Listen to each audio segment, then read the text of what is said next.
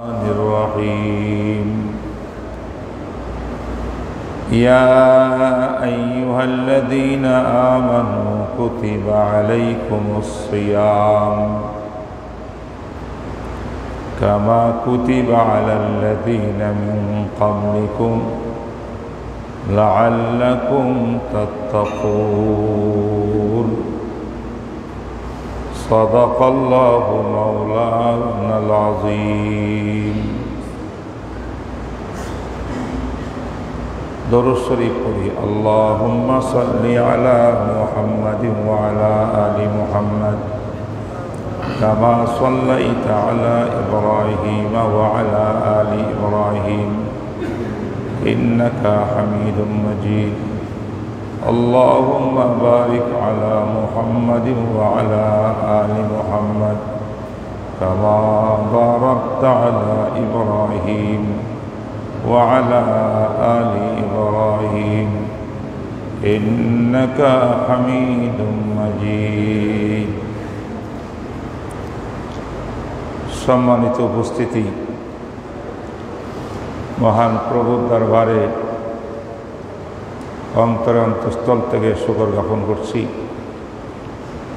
যে আল্লাহ আমাদের হায়াত জীবনকে বৃদ্ধি করে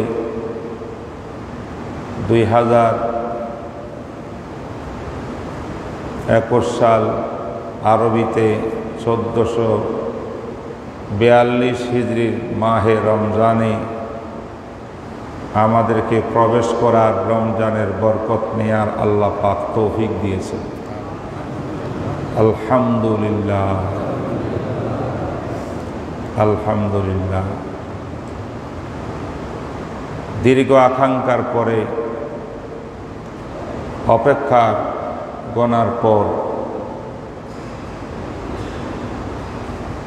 পশ্চিম আকাশে মাহে রমজানের চাঁদ উদিত হয়েছে। আমরা রোজা রাখা আরম্ভ করেছি। এই দোয়া আমরা গত জুমাবারে করেছি,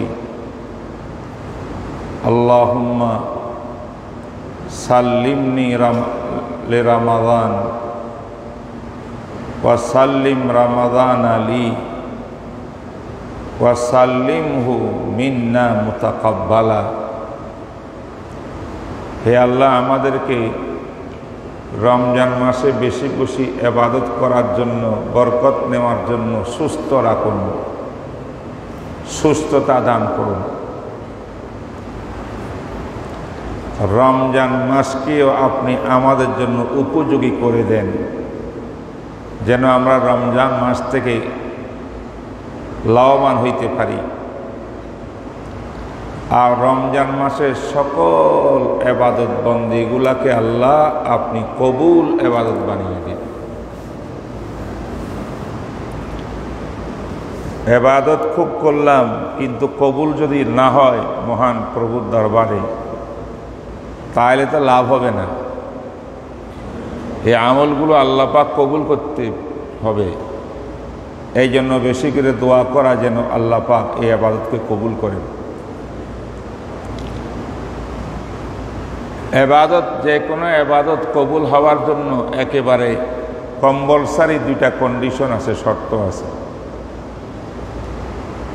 কখন ইবাদত কবুল হবে, কখন সিয়াম কবুল হবে, কিয়াম কখন কবুল হবে, দান খায়রাত কখন কবুল হবে, কোরআন তেলাওয়াত জিকির আজকার কখন কবুল হবে।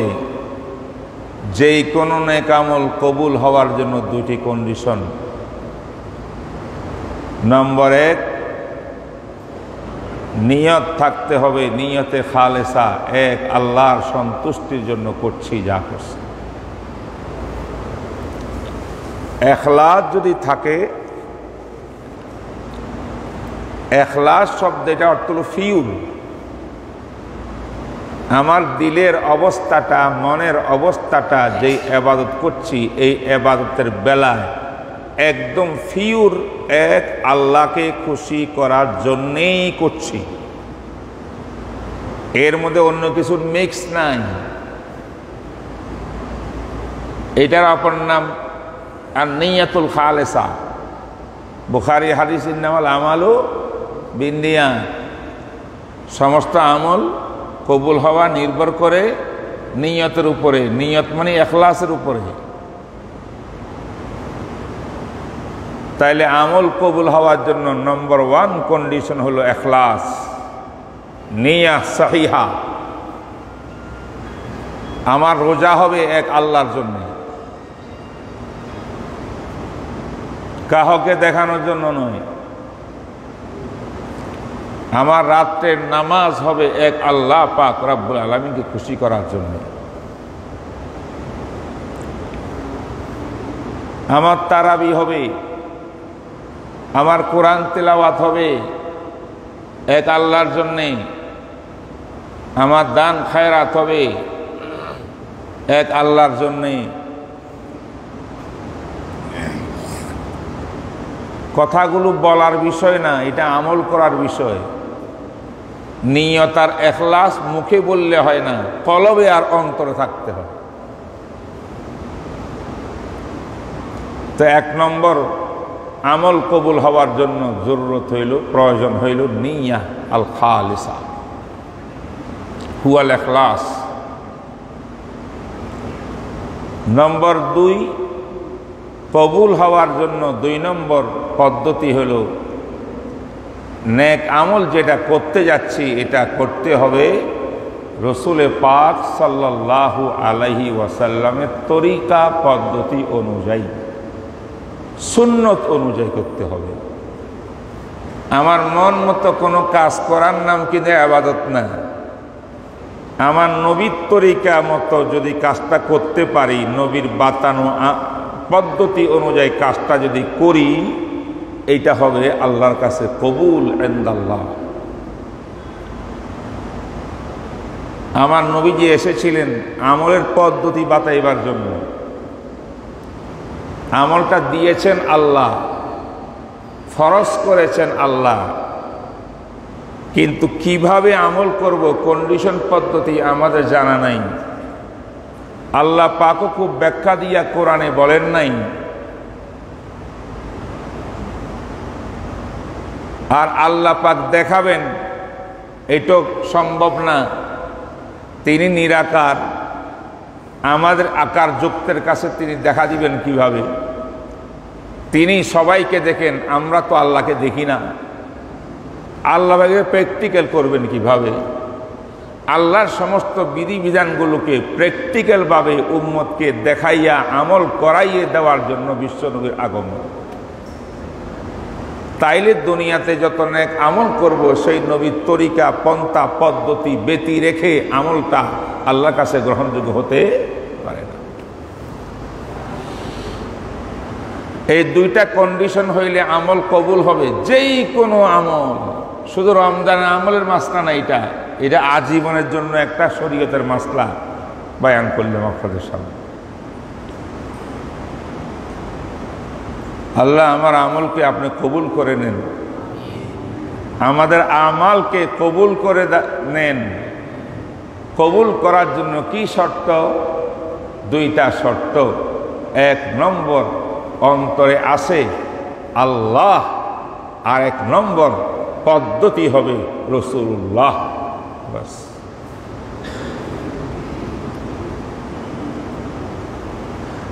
আমার নবী দোয়া করেছেন রমজানের মধ্যে, রমজানের শুরুতেই, হে আল্লাহ আমাকে সুস্থ রাখুন রমজান মাসের জন্য, রমজানকে আমার জন্য সহজ করে দেন যাতে আমি লাভবান হতে পারি। 2-3 নম্বর রমজানের প্রত্যেকটি আমলকে আমলে মাকবুল করে দেন, কবুল করে দেন। মুহতারাম হাজরিন, মাহে রমজানের আজকে প্রথম জুমা। এমন একটা সময়ের ভিতরে রমজান মাস কাটাচ্ছি আমরা। বিগত বছরেও একই কন্ডিশন, এই বছরও একই কন্ডিশন, সামান্য পার্থক্য আছে। গত বছর রমজান মাসে বাংলাদেশের অবস্থা ছিল অনেক ভালো। পুরা বিশ্ব পরিস্থিতি ছিল মহামারী, মারাত্মক আকারে ধারণ করেছিল মহামারী, খুবই খারাপ। তো এখন বহির্বিশ্বে ওয়ার্ল্ডের অবস্থা যদি খারাপ হয়, বাংলাদেশের মধ্যেও এই মহামারী কঠিন আকারে আসতে আর কত টাইম লাগবে, ভয়ে আতঙ্কিত ছিলাম। যে কিছু লোক মারা গেছে, আক্রান্ত হয়েছে, এগুলো বহির্বিশ্বের তুলনায় পার্সেন্টেজ খুব একটা বেশি না। তারপরেও আমাদের মনের মধ্যে ভয় ছিল, এটা কি আবার মহামারীটা কি জিনিস, করোনা কি, কিভাবে হয়, কোত্থেকে হয়, চিকিৎসা কি। বৈজ্ঞানিকরা একের পর এক ওষুধ আবিষ্কার করে, সব ব্যর্থ, পুরা পৃথিবী আতঙ্কিত। সেই সময় আমরা রমজান মাস অতিবাহিত করেছি।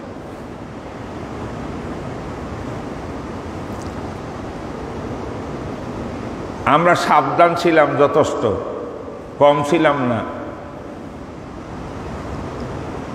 যাই হোক, আল্লাহ পাক দয়া করছেন, আস্তে আস্তে ধাক্কা মেরে আবার এটা ঠান্ডা হয়ে গেছে বাংলাদেশে। বহির্বিশ্বে এখনো চলছে,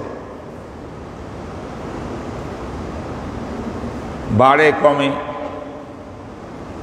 লন্ডনে এখন কমে গেছে, ফ্রান্সে, ইউরোপে বেড়ে গেছে, আবার কঠিন লকডাউন চলতেছে ইউরোপ। আমেরিকাতে একই অবস্থা।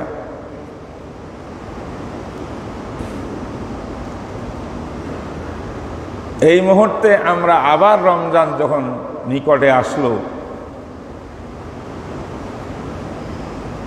মহামারীর অবস্থা হঠাৎ যেন এক সপ্তাহের ভিতরে পুরো দেশকে গ্রাস করে ফেলল।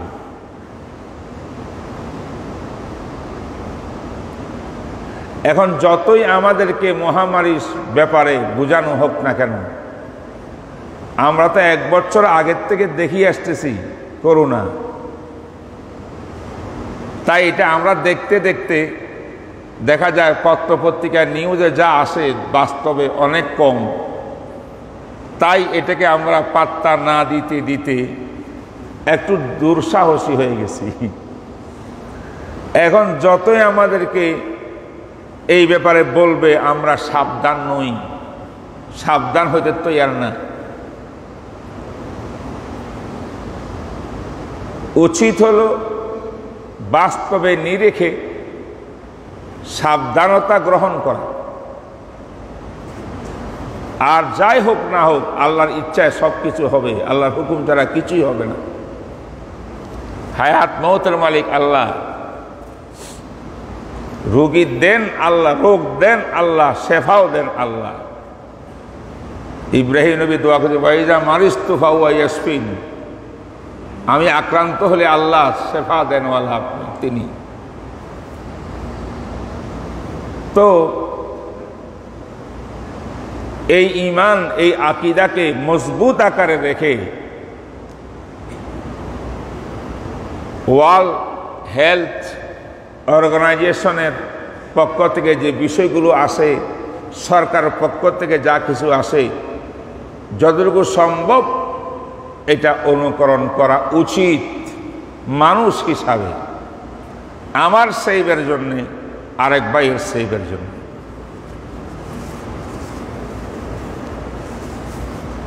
কিন্তু এটার জন্যে শুধু জায়গা তো মসজিদ আর মাদ্রাসা না, এই সরকারি নোটিশ তো অল দেশের প্রত্যেক পরিস্থিতির জন্যে। মাঝে মধ্যে দেখা যায় অজ্ঞতাবশত সমস্ত নির্দেশগুলো আসে মসজিদ কেন্দ্র করে, নামাজ কেন্দ্র করে, মাদ্রাসা কোরআনের কেন্দ্র করে। রাস্তাঘাটে মানুষ কাঁচা বাজার যান, হাঁটতে পারবেন না, ধাক্কায় ফেলে দেবে আপনাকে। কোনো ব্যবস্থাপনা গতবার ছিল, এইবার দেখি সেই ব্যবস্থাপনাও নাই। কেউ যে মাইক দিয়ে একটু উপদেশ দিবে তারও কোনো ব্যবস্থা নাই। তা আসলে এটা আমি এই কথা বলছি না যে বাহিরে যখন নাই মসজিদে হবে কেন, কথা এটা যুক্তিযুক্ত নয়। কিন্তু মসজিদে ওই সমস্ত লোক আসবেন যারা আল্লাহকে ভয় করে, আইনকে ভয় করে, আইনের প্রতি, আল্লাহর বিধানের প্রতি শ্রদ্ধাশীল। এখন যদি কেউ বাজারে বা কোনো কারখানায়, ফ্যাক্টরিতে, রোডে, রাস্তায়, পার্কে আল্লাহর বিধান মানছে না, রাষ্ট্রের আইনও মানছে না, সেই যুক্তি দিয়া আমিও বেআইনি আইন মানব না, এরকম যুক্তি দেওয়া এটা সঠিক কথা না।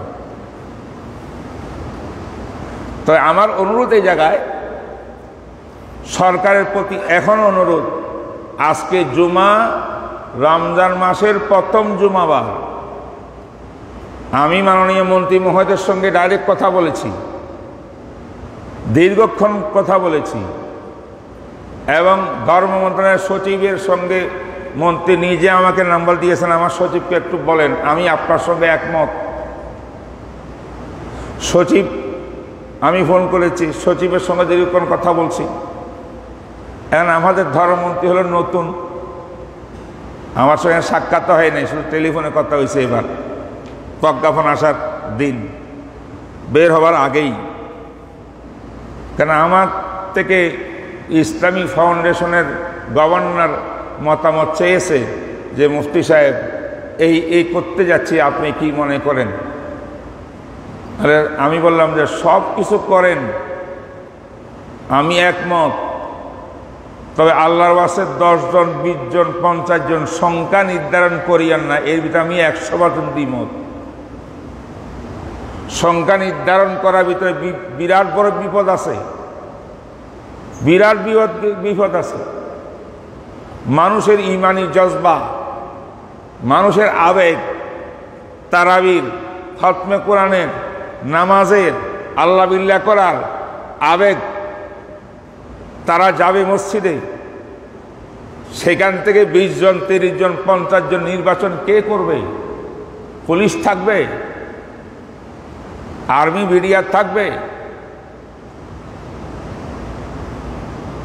এইটা একটা হট্টগোল বাজাই দেওয়ার একটা কারণ হবে। এইটা বলছি আমি কাকে? গভর্নর ফাউন্ডেশনের। সেইখান থেকে আমি বিষয়টা জানার পরে আমি এবার ফোন লাগাইলাম মাননীয় মন্ত্রী মহোদয়ের কাছে। ওনার সঙ্গে পরিচয় নেই, নাম্বার দিয়েছে একজনে, মাশাআল্লাহ খুব ভালো মানুষ, ভালো মানুষ, বুঝের মানুষ। আমি বললাম যে বিগত বছরে কি কি হয়েছে, কারা কারা কেমনে করছে, আমরা মিটিং কখন করছি, কি সিদ্ধান্ত দিয়েছি, সব কিছু আপনাকে আমি প্রথমে জানাচ্ছি, ব্রিফিং দিচ্ছি, কারণ আপনি নতুন, আপনি অনেকটা জানেন না, কাগজ দেখতেছেন খালি। সব কিছু বললাম, তাই বললাম, এটা বুঝাইতে চেষ্টা করলাম যে গত বছরের 10 জন আর 5 জনের এই কন্ডিশনটা আলেমরা দেয় নাই, কিন্তু আমরা দিই নাই। বহির্বিশ্বের অবস্থা খুবই খারাপ ছিল, বিভিন্ন দেশে এরকম কন্ডিশন করা হয়েছিল, সেখান থেকে আমার সরকার নিয়ে এই দেশের ভিতরে এটা জারি করছিল। আমরা শুধু এতটুকু বলছি, সরকার যদি এটা বাধ্য করে আমাদের কিছু করার নাই, আমরা মেনে নেব যে আমরা এটা পক্ষে না। তাই আপনি এটা মনে করেন না আলেমরাই পরামর্শ দিয়েছে 10 জন ঠিক করে দাও, মুফতিরাও বলছেন 20 জন ঠিক করে দাও, এটা নয়, এটা গলত, রং। তিনি বলছেন আমি বুঝতে পেরেছি, আমি একমত, তবে ক্যাবিনেট সচিবের উপরের থেকে, প্রধানমন্ত্রীর দপ্তর থেকে এই যিনি আসতেছে, আমি কি করব? বলে আপনি মন্ত্রী হিসাবে দায়িত্ব নিয়ে কথা বলেন, আমাদের কথা বলেন, দেশের বিজ্ঞ আলেম মুফতিয়ানে কেরামের রেফারেন্স দিয়ে বলেন যে সামান্য একটু সংশোধনী এটা করার অধিকার আমাকে দিতে হবে, আমি তো মন্ত্রণালয়ে আছি। যাই হোক, আমি ওনাকে যা পরামর্শ দিলাম তখন আমাকে জিজ্ঞেস করতে আমি কেমনে কেমনে করতে পারি, আমি সেই ওয়ার্ডগুলো বলে দিলাম ওনাকে মৌখিকভাবে, তখন তো লেখার সময় নেই। কিন্তু রাত্রেই দেখি প্রজ্ঞাপন আসছে ওইভাবে। তার মানে মন্ত্রী মহোদয় কিছু করতে পারেননি। আলহামদুলিল্লাহ, এইটা নিয়ে আমাদের এই মসজিদে কোনো ঝামেলা নাই। ভাই আছে নাকি? কোনো ঝামেলা আছে? আপনাদের কেউকে বাধা দেয় নাই, গেট বন্ধ করে দেয় নাই, তালা মেরে দেয় নাই, বাইরে মিছিল হচ্ছে না, আন্দোলন হচ্ছে না, কিছুই নাই আলহামদুলিল্লাহ। কিন্তু কিছু কিছু মসজিদের ভিতরে অঘটন ঘটতেছে, মানুষের জজবা থামাতে পারতেছে না, গেট তালা মারে দিচ্ছে অতি উৎসাহীরা। আমাকে মন্ত্রী মহোদয় এই কত পরিষ্কার করে বলছেন, আমি জানি না এটা প্রকাশ করতেছি উনি হয়তো নারাজ হবেন কিনা, ওনার সঙ্গে আমার ব্যক্তিগত কথা ছিল। যাই হোক, উনি এটা বলছেন যে সরকারের পক্ষ থেকে এই জিনিসগুলো আসলে এটা এই মহামারী ব্যাপারে সাবধানতা গ্রহণ করার জন্য একটা অনুরোধের মতো, যে সরকার হাটলাইনে আছে, জনগণও হাটলাইনে থাকা দরকার এইটার থেকে মহামারীতে বাঁচার জন্য। এটা একটা নোটিশ। যদি এর বিপরীত হয়, আমরা তো মসজিদে পুলিশ পাঠাবো না, প্রশাসন দিয়ে সেখানে কন্ট্রোল করব না, আমরা কিছুই করব না। আমরা এটা অনুরোধ থাকলো, এটা কিন্তু মন্ত্রী মহোদয় হয়ে আমার কথা হচ্ছে। তো সেই জন্য থানা ওসি দায়িত্বশীল যারা আছেন, প্রশাসনের ভাইরা, তাদেরকে একটু বুঝাইলে হয় যে আমরা স্বাস্থ্য সুরক্ষার ডিস্টেন্স ইত্যাদি ইত্যাদি, মাস্ক, জায়নামাজ সহ যে সমস্ত কন্ডিশন দেওয়া আছে গত জুমাবারে বলা হয়েছে, এইগুলাকে ফলো করিয়া অনুকরণ করে বড় মসজিদ আমাদের একটু ফাঁক ফাঁক হয়ে যত মানুষ নামাজে 5 ওয়াক্ত হইতে পারে, তারাবিতে হইতে পারে, হবে, কোনো অসুবিধা ইনশাল্লাহ নাই, হচ্ছেও না আল্লাহর রহমতে। এই বিষয়টা আমি পুরা দেশের মসজিদ সমূহের জন্য আবেদন জানাইতেছি, এমন যেন হয় এখানে কড়াকড়ি মারামারি এইসের কিছু দরকার নাই। আল্লাহর ঘরে আল্লাহর বান্দারা আসবে, চোখের পানি দিয়ে বুক বাসাবে। মাহে রমজান বরকতের মাস, কোরআনের মাস, আল্লাহর কাছে কান্নাকাটি করবে। এই কান্নাকাটির উসিলায়, মসজিদের তারাবির উসিলায়, এই নামাজের উসিলায় আল্লাহ পাক আমাদের উপর রহম আর দয়া করতে পারে।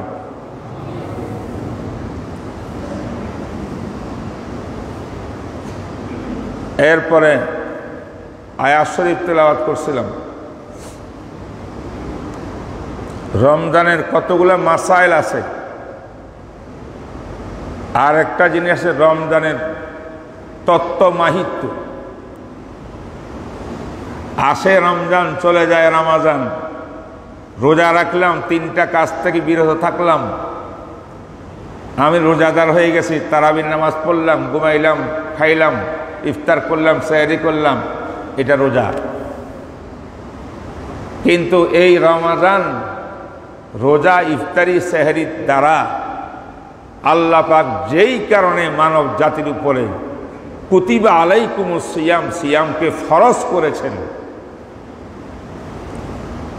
সেই জিনিসটা আমার আর আপনার মধ্যে আসছে কি আসতেছে না, সেই লক্ষ্যে আমরা পৌঁছতে পেরেছি কি পাচ্ছি না, এই ব্যাপারে বিশ্লেষণ করলে আমরা প্রত্যেকে বুঝতে পারবো না রমজানের সিয়াম সাধনার যেই লক্ষ্য আল্লাহ পাক কোরআনে কারিমেতে প্রকাশ করছেন, সে লক্ষ্যে তো আমরা মোটেই পৌঁছতে পারতেছি না। ঘটনাটা কি? রোজা তো রাখলাম, সুবহে সাদেক থেকে সূর্যাস্ত পর্যন্ত পানাহার করলাম না, এবং একান্ত সময়ে বিবির সঙ্গে থাকলাম না। আমি তো ঠিক টাইম মতো ইফতার করলাম, আজান দিল না দিল টাইম দেখে ইফতার করলাম, সেহরির টাইমে উঠলাম, সেহরি খেলাম। আমি তো রোজা সব পালন করেছি, ইফতারি সেহরি সহ। তাইলে আমার মধ্যে কেন আসবে না জিনিসটা? কি আসবে না? আল্লাহ রোজা ফরজ কেন করেছে?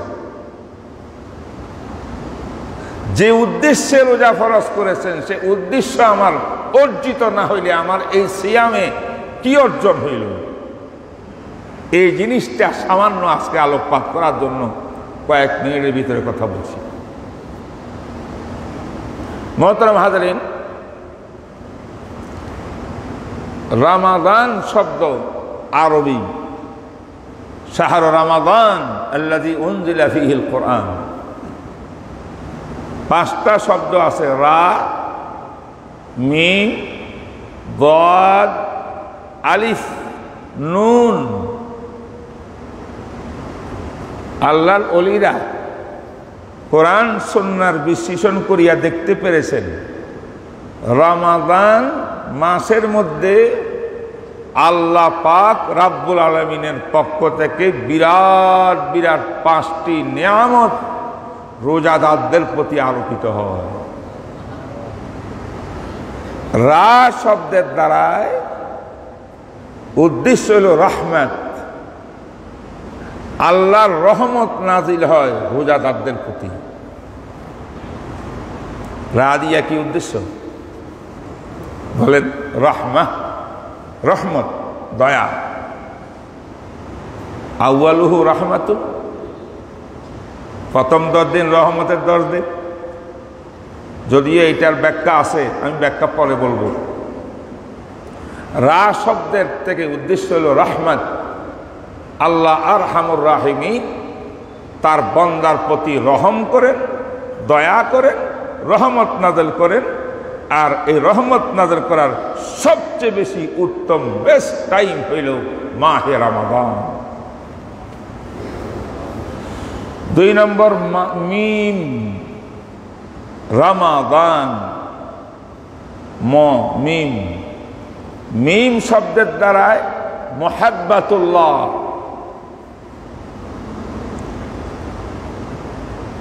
আল্লাহর ভালোবাসা পায় কারা? রোজাদার যারা, তারা রোজাদার যারা, তারা আল্লাহর ভালোবাসা, আল্লাহর মুহাব্বত লাভ করে। আল্লাহর মুহাব্বত পাওয়ার বেস্ট টাইম হইল মাহে রমাদান। সিয়াম সাধনা, কিয়ামুল লাইল করার মাধ্যমে। 3 নম্বরে দাদ, সাদ, দাদ। দাদ শব্দের অর্থ হল দিমানুল্লাহ, অর্থাৎ যেই ব্যক্তি সিয়াম সাধনা করবে যথার্থভাবে, আমার আল্লাহ তার জন্য জামিন, তার দায়িত্ব নিয়ে গেলেন আমার আল্লাহ তাকে জান্নাত দেওয়ার জন্য। বেহেশত দেওয়ার যেমন জিম্মাধারী ঘোষণা করলেন আল্লাহ, ইজা সুমতা ফাআনতা ফি যিমানিল্লাহ, তুমি যদি রোজা রাখো, যথার্থভাবে রাখো, তুমি আল্লাহর জিম্মায় চলে গেছো। আল্লাহর দায়িত্ব তোমাকে জাহান্নাম থেকে মুক্ত করে জান্নাতে নিয়ে দেবে।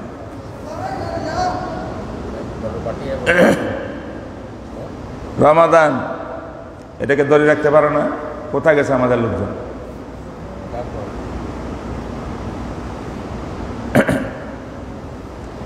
তিন নম্বর, 4 নম্বর দাদের পরে কি? রমাদান, আলিফ। আলিফ শব্দ এটা সবসময় উলফত আর মুহাব্বতের জন্য। তাইলে আলিফ দিয়েও মুহাব্বত আর ভালোবাসা, মিম দিয়েও মুহাব্বত আর ভালোবাসা। মিমের মুহাব্বত, আলিফের মুহাব্বত একটু ব্যবধান আছে সামান্য। যাই হোক, 2টা ভালোবাসা। আল্লাহ ভালোবাসেন কাকে? রোজাদারদেরকে। ভালোবাসেন কাদেরকে? যারা সিয়াম সাধনা করছেন। এরপরে নুন, নুনের অর্থ হল নূরুল্লাহ। নূরুল্লাহ, আল্লাহ পাক রব্বুল আলামিন সিয়ামের মাধ্যমে সিয়ামওয়ালাদের কলব আর জীবনকে নূর দিয়ে আলোকিত করেন। রমাদান, রা দিয়ে রহমত, মিম দিয়ে মোহাব্বত, দাদ দিয়ে জামান জিম্মাদারি, আলিফ দিয়ে উলফত মোহাব্বত, আর নূর দিয়ে আল্লাহর নূর দিয়ে মানুষের জীবনকে আলোকিত করা।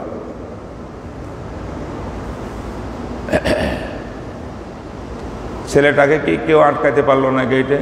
এই যে ছেলেটা ডিস্টার্ব করতেছে এখানে, এ আসলো কেমন ভিতরে?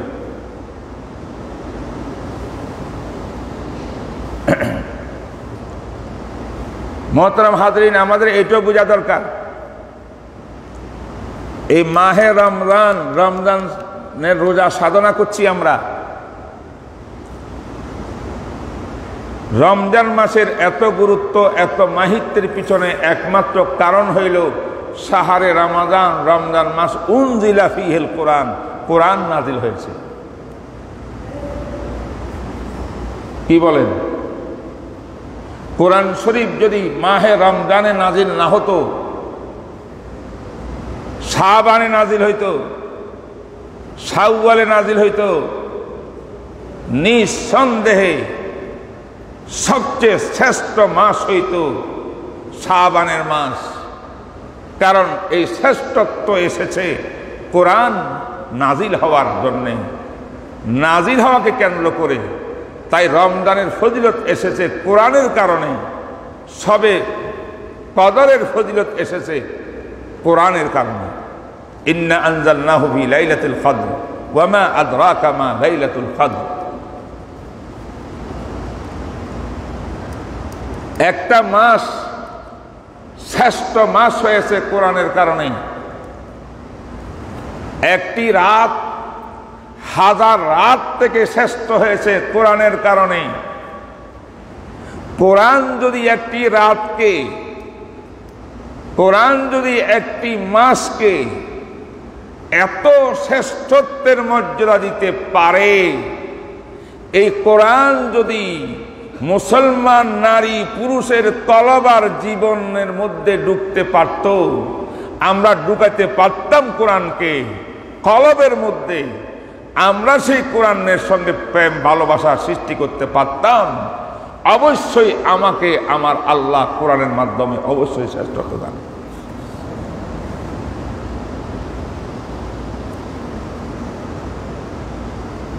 ইন্না আকরামাকুম ইনদাল্লাহি আতকাকুম।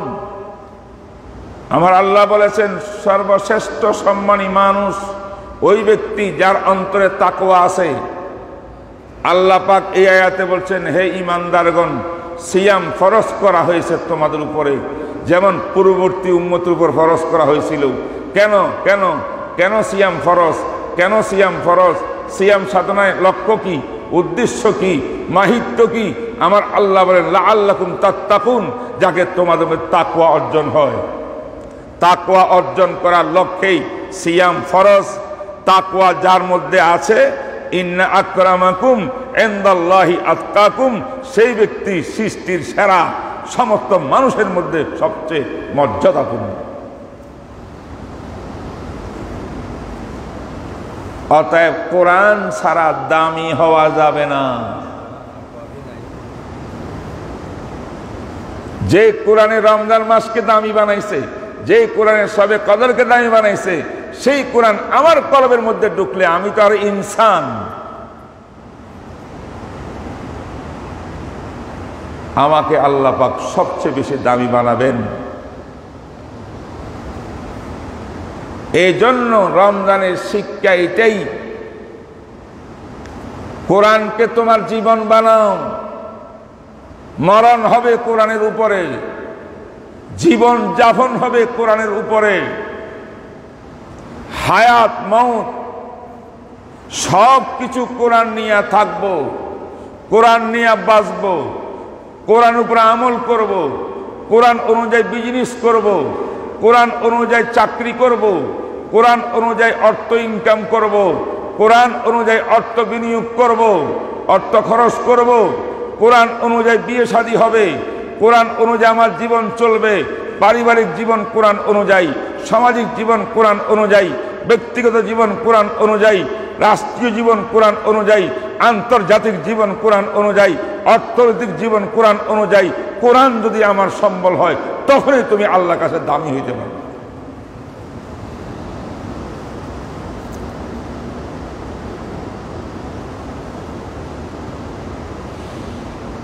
কুতিবা আলাইকুমুস সিয়ামু কামা কুতিবা আলাল্লাযীনা মিন ক্বাবলিকুম লাআল্লাকুম তাত্তাকুন।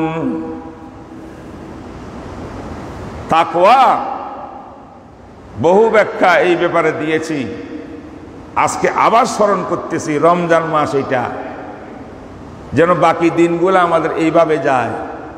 তাকওয়া এর অর্থ হইল যে পানাহার আমার জন্য ছিল সুন্নত। কি বলেন, খাওয়া দাওয়া সুন্নত না? আমার নবী খান নাই, আল্লাহ খেতে নিষেধ করেছেন। আল্লাহ বলেন কুলু, খাও, ওয়াশরাবু, পান করো। কোরআনে নির্দেশ এসেছে খেতে, পান করতে, পানাহার করতে। ফানকিহু মা তাবা লাকুম, বিবাহ শাদী করতে, বিবিকে খুশি করতে, বিবির সঙ্গে মিলন করতে, বিবির আনন্দ ফুর্তির মধ্যে বিবির আরজু পূরণ করার ক্ষেত্রে এটা প্রত্যেকটা মুহূর্তে মুহূর্তে আমার আল্লাহ বিরাট বিরাট সওয়াব রেখেছেন। হালাল পথে করবা, হালাল পথে করবা, হারাম থেকে বাঁচবা।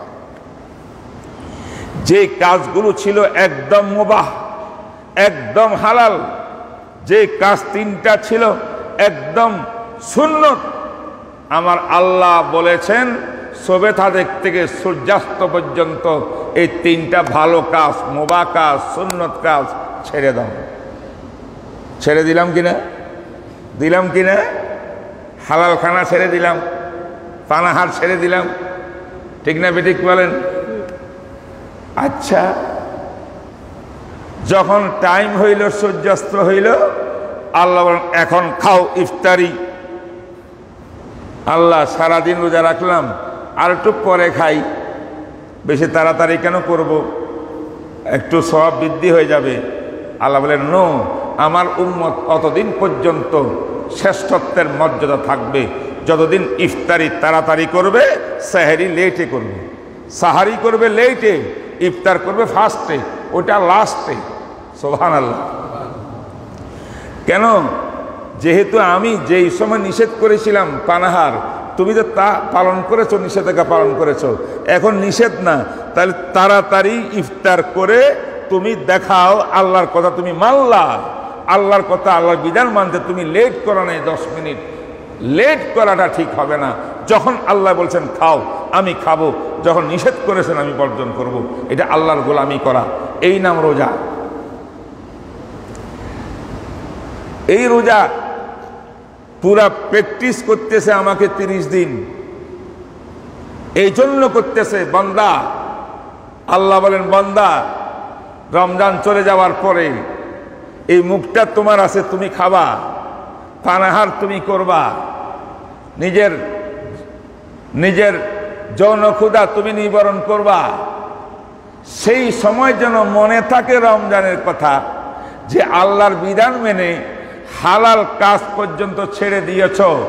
সেই আল্লাহর বিধান কিয়ামত পর্যন্ত মানতে হবে। সেই আল্লাহ যে খাদ্যকে হারাম করছেন, তুমি জীবনও সেই খাদ্য গ্রহণ করতে পারো না। যে আল্লাহ যে পান্য দ্রব্যকে হারাম করেছেন মদকে, সেই মদ জীবন পান করা যাবে না। যে আল্লাহ নিজের বিবির সঙ্গে একান্ত সময় মুহূর্ত কাটানো নিষিদ্ধ করেছিল বিশেষ টাইমে, তুমি কাটাও নাই, সেই বিবিকে বাদ দিয়া পরকিয়া প্রেম করিয়া অন্য নারীর সঙ্গে প্রেম করিয়া তুমি অবৈধ জেনা, ব্যভিচার, অত্যাচারে লিপ্ত হইতে পারবা না।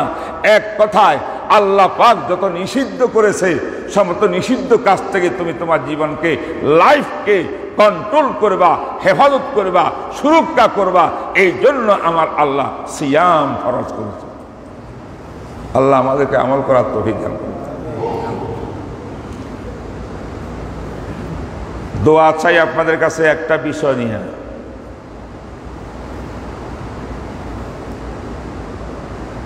খুব দরকার এই মুহূর্তে। রমজান মাসকে আমার রসুল বলছেন শাহরুল মুআসাত, অন্য মানুষের ব্যথায় ব্যথিত হওয়া, গরিবের ব্যথায় ব্যথিত হন, এতিমের ব্যথায় ব্যথিত হন। এতিম, অসহায়, গরিব এই মানুষগুলো আজকে লকডাউনের মুহূর্তে ঢাকা শহর ছেড়ে তারা কে কি হালতে আছে, তাদের ঘরে কি পাক চলছে না বন্ধ রয়েছে, তাদের বাচ্চার কি অবস্থা, মাদ্রাসা রয়েছে হাজার হাজার লোক, মাদ্রাসার কি অবস্থা, মাদ্রাসার বাচ্চাদের কি অবস্থা, মাদ্রাসার অল্প বেতনে শিক্ষকতা করত, কোরআন পড়াইতো, এই কোরআন পড়ানেওয়ালা ওস্তাদগুলা কোথায় গেল? আজকে তো মাদ্রাসা প্রায় বন্ধ। এরা কোথায় কি খাচ্ছে?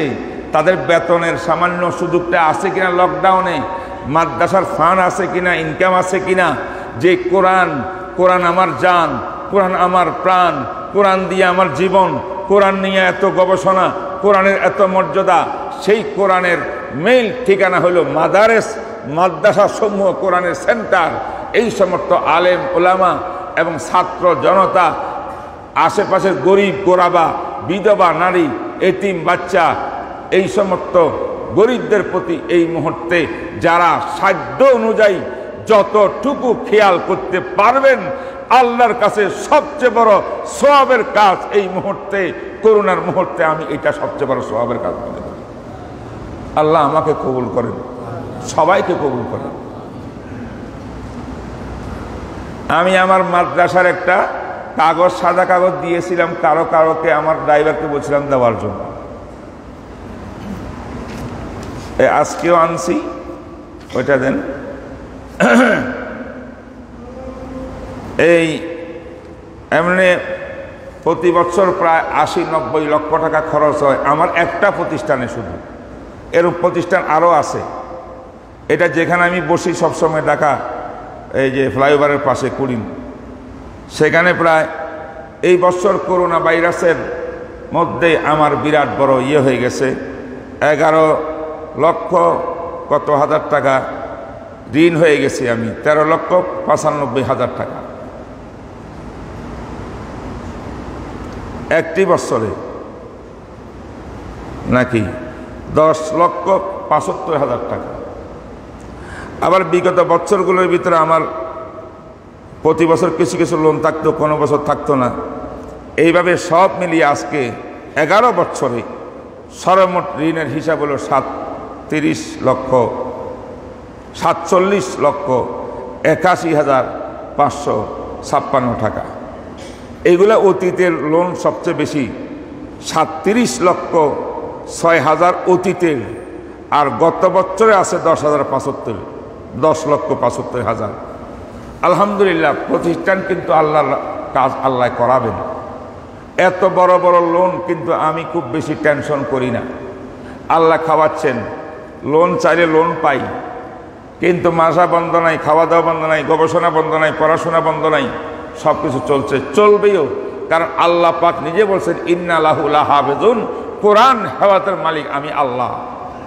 তাই আমি আপনাদের কাছে তো এই অনুরোধটা আজকে শেষবারের মতো করে যাব যে আপনারা জাকাত ফান্ড থেকে যদি টাকা দিতে চান, বিরাট প্রায় 33 লক্ষ টাকা তো শুধু জাকাত ফান্ডে আমার ঘাটতি আছে।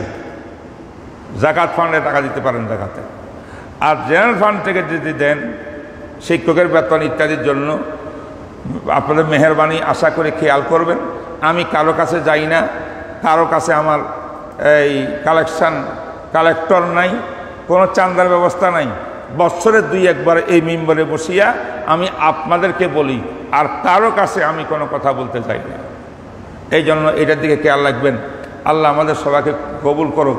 আমাদের মাদ্রাসা না, যেখানে আপনার সহযোগিতা সম্ভব সকল মাদ্রাসার ভিতরে খেয়াল করবেন, এতিমের প্রতি খেয়াল করবেন, গরিবদের প্রতি খেয়াল করবেন। আমি আমারটা একটু বললাম, কিন্তু শুধু আমাকে দিবেন এটা না, যেখানে ইচ্ছা সেখানে আপনারা দিবেন। আর এই মসজিদের খরচ বড় লম্বা, গত জুমাবারও বলছি। আমি আশা করি আপনারা যে দান বক্সের মধ্যে টাকা দেওয়ার সময় যদি একটু বড় অঙ্কে একটু খেয়াল করেন, আগের থেকে ডাবল রিডাবল দিলে কিন্তু এসির বিল আদায় করা সম্ভব হবে না। বা যেই ভাইরা এককালীন কিছু বড় অঙ্কে টাকা দিতে চান মসজিদের ফান্ডে, আমরা সেটাও দিবেন বলে আমি আশা রাখি, যাতে আমরা সুষ্ঠু সুন্দরভাবে এই সুন্দর মসজিদে এসির মধ্যে তারাবির নামাজ পড়তে পারি, পাঁচ ওয়াক্ত নামাজ পড়তে পারি এবং জুমার নামাজ সুন্দর করে আদায় করতে পারি। আল্লাহ আমাদের সকল আমলগুলোকে কবুল করেন। বাকি জরুরি কথা ইনশাআল্লাহ আল্লাহ তৌফিক দিলে আগামী শুক্রবারে বলব। আসসালামু আলাইকুম।